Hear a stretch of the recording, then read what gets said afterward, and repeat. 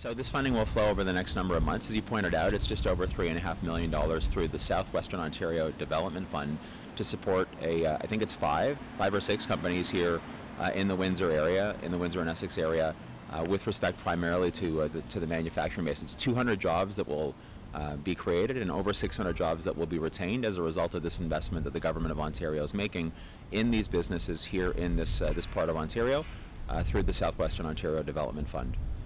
Okay, and I did the math. It looked like 168 new jobs, retaining 507 jobs, just from what the press release says. So the numbers I have are 200 jobs being created, 621 being retained. Okay. Sometimes as we go through these processes, those details are worked out. There are thresholds that are put into the funding that we provide to make sure that the jobs are in fact being created with respect to the funding, but the numbers I have are 200 being created and 621 being retained. Okay. And it's great news for these companies that they themselves are investing as well to help create and sustain the employment that we're talking about. And it's mostly for, I've read the press release. Yeah, for example, there's a company in there that's a tool and die manufacturer. There's a company that's led by, that's sort of women-led.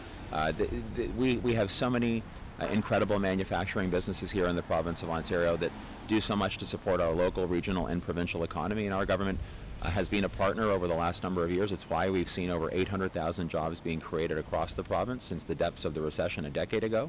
It's why our unemployment rate is lower today than it has been at any other time in the last 17 years, and we've actually been below the national average of unemployment for now 36 consecutive months because we continue to make these kinds of strategic investments, partnering with local and regional businesses. Now, we won't see these jobs for like 4 years. Depends on the investment and depends on the timeline that's being provided for in the application process. But the companies can get the full grant up front. They don't have to wait the 4 years. It depends on the circumstances around the grant itself. But again, we'll happy to get you those details.